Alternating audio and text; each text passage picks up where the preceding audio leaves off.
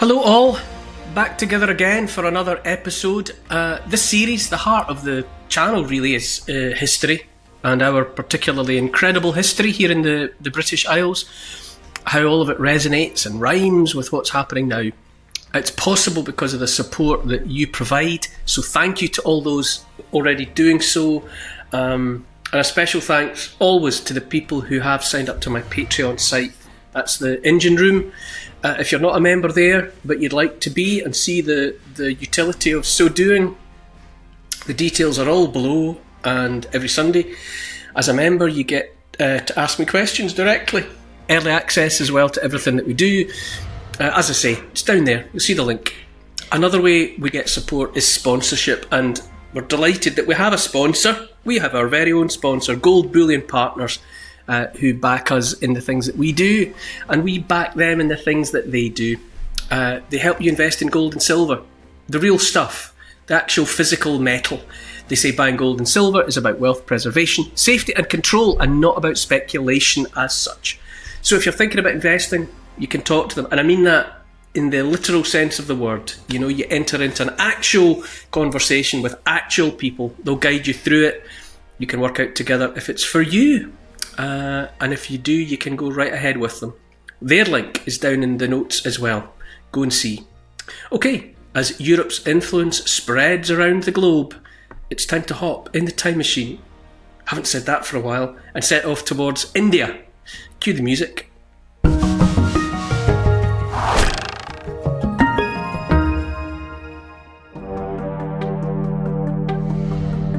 The Earth is the centre of the universe. Or so it was thought. A solar eclipse inspires a young mind, and change is coming. Two great minds meet.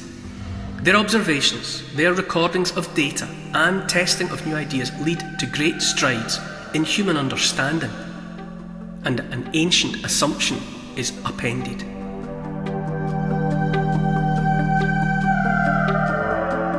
Hi Neil. This series began about 4,300 years ago in Mesopotamia, and each week we travel closer in time to the present day. Last week we landed in the 1600s, and we travelled with you from Queen Elizabeth's England to the Indian subcontinent. Where are we this week? Hi Paul. Well, we're still in the 1600s this week, but we're swapping international geopolitics for science. We're travelling around Europe, Northern Europe, with a rather brusque, competitive and secretive scientist as he starts collecting data and unravelling the truth of our place in the universe. We're in Prague in 1601 when Tycho Brahe dies and his collaborator Johannes Kepler takes up the baton and proves that we and Earth are not the centre of the universe.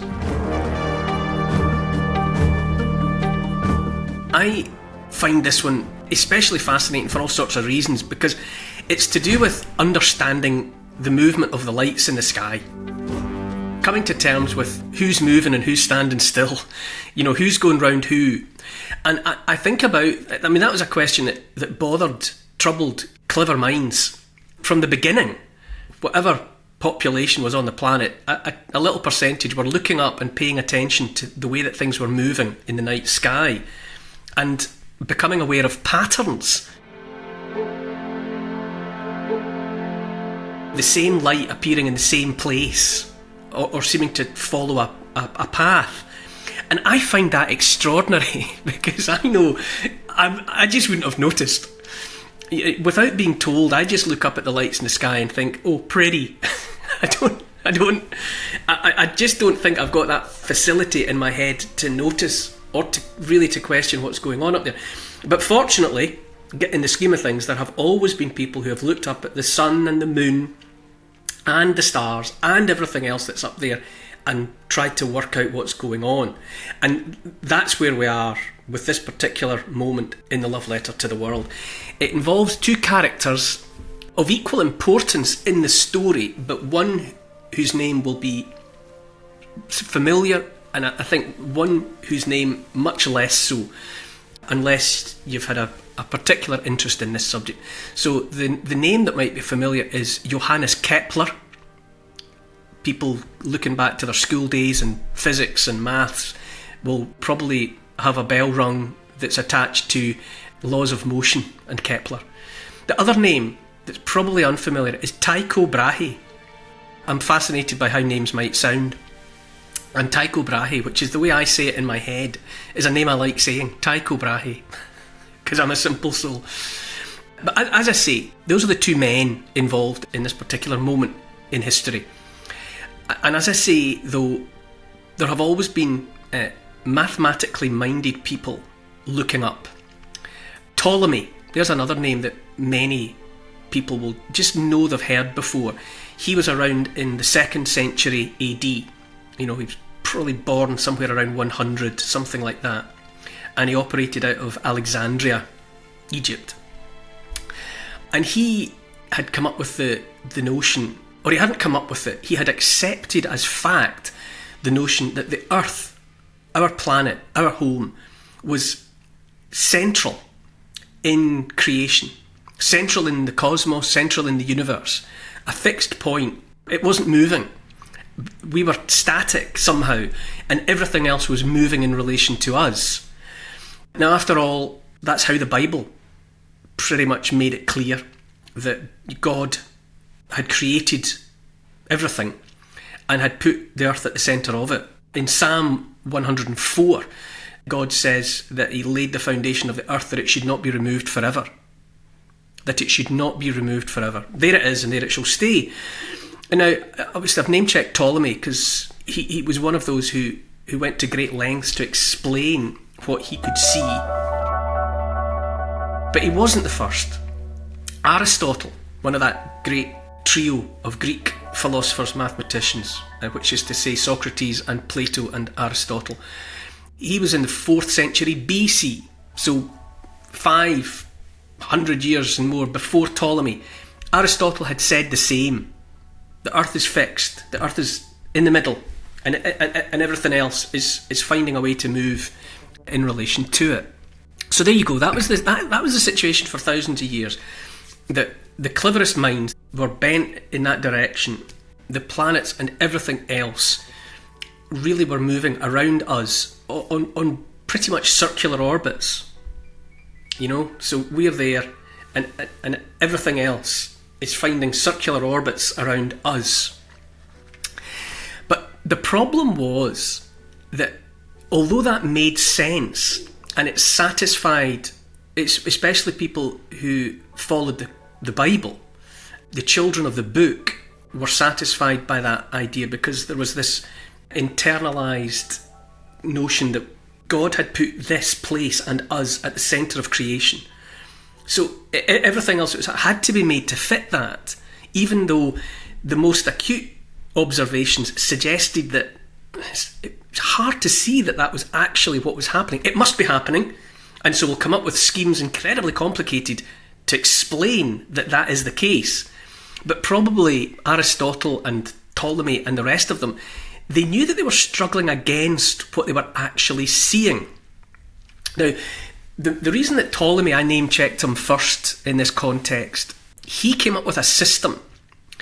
And the system that he managed to construct was so complete, so complex, and persuasive in a way that no one else had hitherto managed.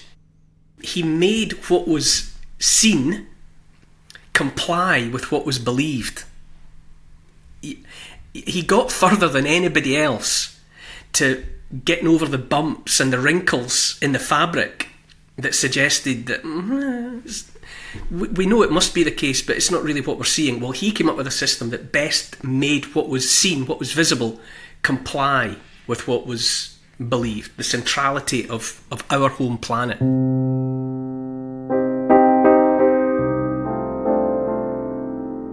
What he did, which is brilliant, he imagined Earth. If you picture, like a Russian doll, the nest of dolls, big one, take the lid off, slightly smaller, slightly, and so on down to a tiny little one. Or if you combine that with the image of, those plastic hamster balls that kids, I was never allowed a hamster because my mum was afraid of mice, and it looked too much like a mouse. I wasn't allowed anything like that in the house, but some of my friends, had the hamsters that could run about in those clear plastic spheres. Well, what Ptolemy imagined was that the Earth was like the tiny ball at the centre, and it was enclosed within a nest of ever bigger transparent spheres, right? Bigger, going all the way out, okay? And the spheres fitted inside one another with gaps, so there was spaces in between, and the sun and the moon and the planets were moving in those spaces within the spheres. But the shape, the spherical nature of the spheres demanded circular orbits of everything, the sun, the moon, everything else around it. The Ptolemaic system is unbelievably complex and Byzantine, but it's so thoroughly worked out that it did the job to such an extent that people who are actually needing practically, not just looking up and looking at the pretty patterns, people like navigators, people like Christopher Columbus could use the Ptolemaic system and, well, find their way across the open ocean. This is the kind of almost paradoxical wonder of the Ptolemaic system. It was wrong in layman's terms, but it still worked. It still made enough sense that people who needed it could use it and get to where they needed to go. Because people were looking up at the sky for navigational purposes. Yeah, the Ptolemaic system explained why such and such a light in the sky was where it was at a given time. It was just wrong. And there you go, scientifically, that's key. Because there comes, in the middle of the second millennium, science, as we understand it, rears its head. One of the names that's first associated with the scientific method is Francis Bacon. He was Attorney General for England. He was the Lord Chancellor of England. And he's often named as the father of the modern scientific method. And basically what he did, and others that followed in his train did likewise, he insisted that the world was to be understood by looking at it, the greatest and the smallest, look at it, come up with an idea that seems to explain what's going on, and then compose experiments that challenge it. Right, so you say, I think I know what's going on, but then you test your theory by coming up with experiments that may or may not prove you right. And if your experiment proves you right, okay, then you can maintain your idea as probably possibly correct.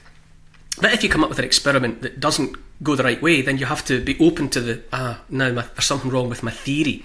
And that's that process by which the scientific method is a constant ongoing conversation. There's never consensus, it's never finished, it's a story without an end. Francis Bacon is regarded as a father of the scientific method because he was insisting on this, look at it first of all, come up with a theory, challenge your own theory. However, when it came to the movement of the planets and a better understanding of them than Ptolemy's, a significant step there was taken not by a scientist but by a churchman, a man of God called Nicolaus Copernicus. There's another name that registers for a lot of people. And in 1543, he published a work called On the Revolutions of the Celestial Orbs. Orbs is a word that always makes me smile. On the Revolutions of the Celestial Orbs. This is before Bacon. And Copernicus was no scientist. Basically, he just had a hunch. He looked up at the sky and just had a hunch that it was the sun that was at the centre and not the earth. That just seemed to make sense to him. He didn't do any experiments, he didn't do anything to test it, it just seemed to him to make sense. That's the heliocentric model of the cosmos. And because of what he was, which is a man of the church, this was a slap in the face for the church, for Christianity, and all the religions of the book, because it was challenging the idea that Earth was at the centre. Once you open that door, once you contemplate the possibility that the Earth is not at the centre of creation, then you have opened a can of worms. So, courtesy of Copernicus and his hunch, there was a challenge to the Ptolemaic model. Now, you've got Francis Bacon, he's the father of the scientific model, but there are others out there in the middle of the 16th century, during the 16th century, who are starting to contemplate different explanations for what's going on. And one of them was a Danish nobleman and astronomer called Tycho Brahe. Flamboyant, colourful character, to say the least. He was, born into money and born into privilege, and he was, if his parents had had their way, he would have gone on to be a theologist, a churchman, a lawyer. But when he was about 13 years old in 1560, he saw a solar eclipse, right? So he saw the moon pass between the earth and the sun and block it out, and his mind was blown, and from that moment he was hooked. And his response to that was that he felt there was a need for detailed observation and record keeping. He was that kind of fastidious, data-oriented person, which that also bleeds into and lends itself to the scientific method. And so 1560, he's 13 years old, but 12 years later, 1572, he observed with the naked eye the appearance of a supernova in the constellation Cassiopeia. A supernova is the emergence of a new star. It's like someone throws a switch and another light comes on in infinity. It's a big deal. And that he spotted it and reported on it made him famous. This made his name. And he was able to compare what he saw with an English astronomer called Thomas Digges, and they compared notes, and between them they realised that there was no parallax, an absence of parallax. Now, if you hold your finger in front of your face and close one eye and then close the other, your finger seems to move back and forth because of the, as a consequence of the slightly different position of your eye in relation to where the end of your finger is. If your finger's a very, very long way away and you do that, it doesn't move, because with the increasing distance, the left to right illusion is too small to notice. So, in short, the fact that between them Digges and Brahe could find no suggestion of parallax, and one was watching from, one eye was in Denmark and one eye was in England, the supernova might have been moving to a slightly different position, but it didn't.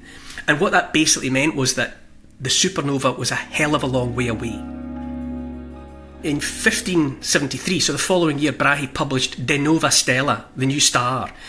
And with that information, he was able to say that Aristotle and Ptolemy must have been wrong about the whole nature of the universe. The distances, the scale of the thing is much greater than this idea about, invisible spheres fitting inside one another, determining the motion of everything. Off the back of it, Brahe attracted the attention and the patronage of King Frederick II of Denmark. Well, King Frederick II of Denmark and Norway, actually, the combined thrones.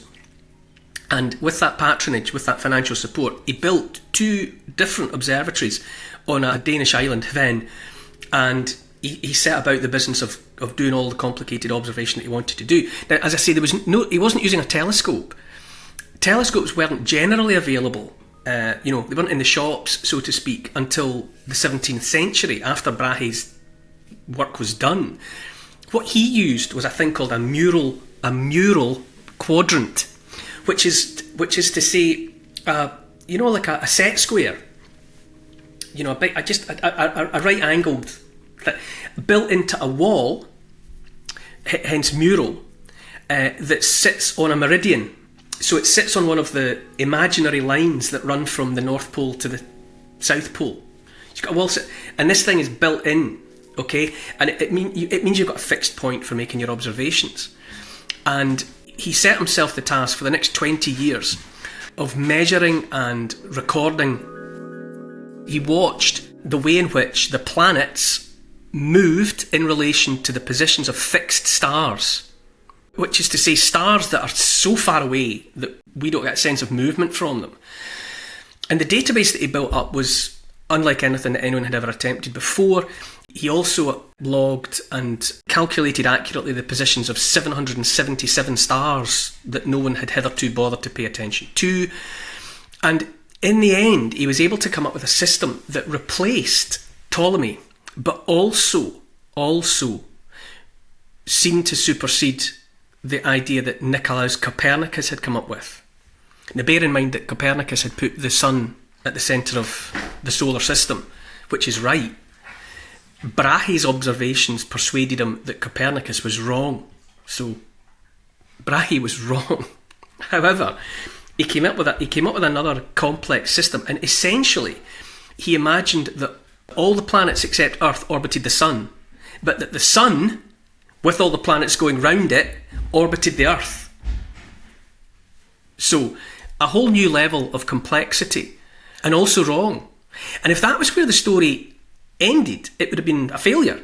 Brahe would simply have been consigned to the dustbin of history as somebody else that got it wrong. But the point is, if I may make a use of a metaphor or an analogy, his orbit entered the orbit of Johannes Kepler, or maybe the other way around. Now, where Brahe was rich and flamboyant and charismatic, he wore a metal nose, actually, to cover wounds from a sword fight in his younger years.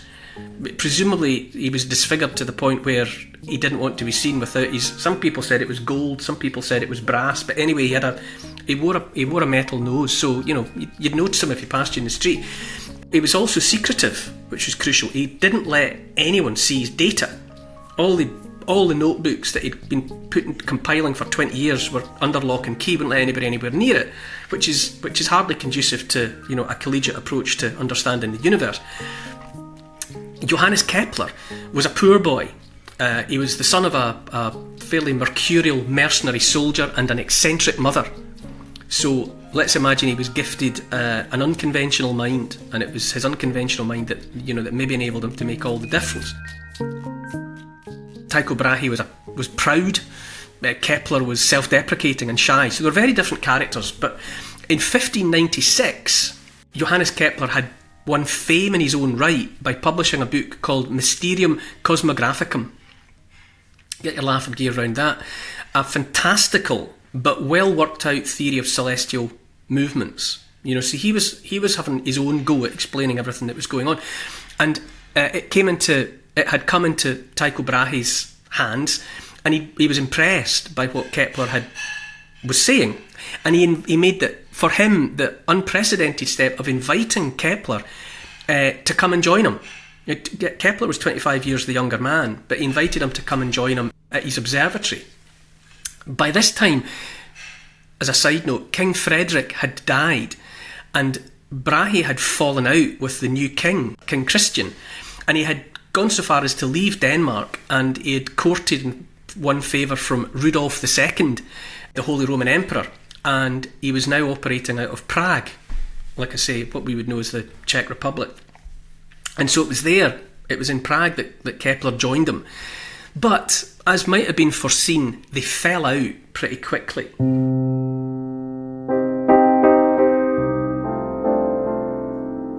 Two very different characters, two very different personalities.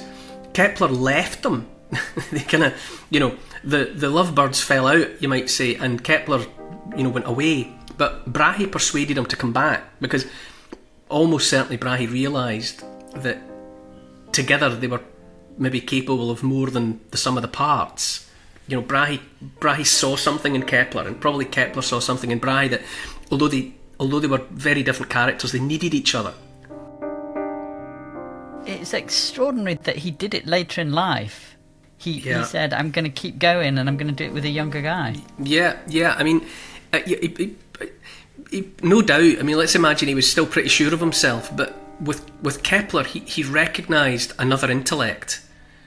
Maybe somebody that you don't maybe, if you're someone like Brahe, you maybe don't come across too many people of whatever personality who seem to have the same innate intelligence. And so he was attracted to him, or they were attracted to each other for that reason. Now, Here's the significant thing, if you like, the telling moment in the story of the world. Tycho Brahe died prematurely and unexpectedly on the 24th of October 1601, just dropped dead. Officially, as befits a fairly eccentric, bizarre character, his death was similarly, it was an odd one. He died of a burst bladder, officially died of a burst bladder, which it was explained that he had attended a royal gala, so a big do in a palace somewhere, and that he'd been too embarrassed, he'd needed to go for a call of nature, had been too embarrassed to do so, didn't excuse himself, stayed at the table and his bladder burst. Now, it sounds, well, let's imagine that's not what happened, but that is the official explanation for his death. People speculated afterwards that he'd been murdered. They were big on poisoning. That was always a popular way to get rid of someone, and it was surmised that perhaps he'd been given mercury in his food or in his drink. The finger of guilt, it was pointed, well, some people said it was Christian, the king, because Brahe had allegedly been having an affair with the king's mother. So, and that King Christian had taken exception to this and had Brahe bumped off out of some kind of whatever jealousy or other anger. Other people said it was Kepler. Brahe's remains were actually exhumed, dug up, taken out of his tomb in 2010, and tests were carried out, and no mercury was found. And that might have been expected to still be there and detectable, but it wasn't. So, whatever, he didn't die of a burst bladder, didn't die of mercury poisoning, but there was still speculation that somebody else perhaps had a hand in his death. But it boils down to the fact that Johannes Kepler now had full access to Brahe's notebooks. Draw from that what you will. I am not suggesting for one moment that Johannes Kepler killed Tycho Brahe, but the sequence of events worked in his favour, because he now had access to crucial, voluminous amounts of facts and figures. By that point, or shortly thereafter, he was in post as the imperial mathematician, and it was while working as imperial mathematician and gifted with Brahe's data that he produced the 3 laws of planetary motion that bear his name. In addition to proposing these 3 laws of planetary motion, he proposed that the key to understanding the movement of the planets was to imagine elliptical orbits and irregular speeds. Right. So rather than circles, that the planets were coming around the sun on oval orbits, and that the planets, the different planets, were moving at different speeds, and that was the nub of it. That was to explain why some planets seem to be catching up with and passing others and all of the rest of it, right? So it was a simpler system, and it not only made sense, it was what we understand to be the case now. So for the first time, you've got somebody who's being scientific, who's using data and observation, and they come up with the idea that the sun is at the centre of the solar system, and that everything is moving around it in elliptical orbits and at different speeds, and that we are just one of the horses on the merry-go-round that's going round this centre point of the sun. And without Brahe's work, although Brahe's own system had drawn him to an erroneous conclusion, Brahe's raw data, reinterpreted by Kepler, made Kepler's understanding of the cosmos possible. So you needed the two, and it was born of a bad-tempered union. It was the product of an unhappy marriage, you could say. Afterwards, that groundwork having been laid, Galileo Galilei, famously, obviously, followed the same system. He used a telescope. Time moved on. He was making observations using a telescope, and his observations put the final nail in the coffin of the Ptolemaic system. Galileo, with his telescope, when he looked at Saturn, he saw what he thought were handles, like lugs, and that was his interpretation of what, of course, were the rings around Saturn. He could see that with his telescope. He could also see something small, but nonetheless reflective of light, orbiting Jupiter. So he was starting to pick up on the presence of moons around the planets. And when people previously had looked up at what was called the Milky Way, it just seemed to be well, you've seen the Milky Way, I presume it's just that vague ribbon of diffuse light. But through the telescope, Galileo understood for the first time that the Milky Way was actually awash with stars, that it was a diffuse light made of uncountable gazillions of stars. When Brahe died, whatever killed him, his dying words had been, "Don't let my life have been in vain." And the fact is, because of the way circumstances unfolded, because of his meeting with Johannes Kepler, and because of what Kepler was able to do, and was only able to do because of Brahe's data, Brahe's life was definitely not in vain.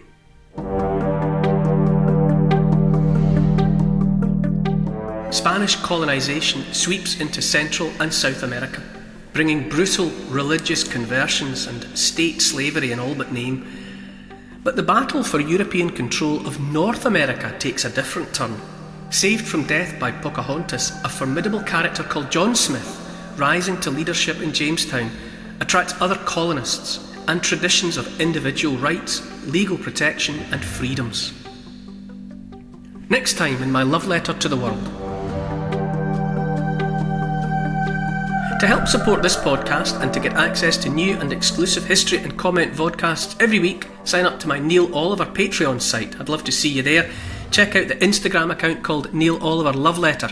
My YouTube channel is simply called the Neil Oliver Channel, and we are hovering temptingly around the 200,000 subscribers mark on YouTube. So a few more subscribers there could push us through to that magical turning over of the first number at the beginning of that. Get us to 200,000, that would put a smile on my face.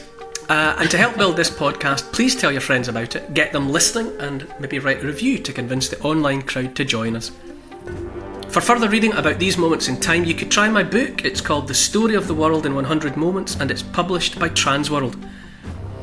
Neil Oliver's Love Letter to the World is produced by Paul Ratcliffe and Neil Oliver for Catnip Inc. Music is composed by Milo McKinnon. The social media and YouTube producer is Oscar CFR. Additional research is by Evie, Lucian, Archie and Teddy. The finance is taken care of by Catherine and Trudy. Post-production is by Squared Studios and the graphics are by Paul Plowman. Thanks for listening. This has been a Catnip Inc. Podcasts production.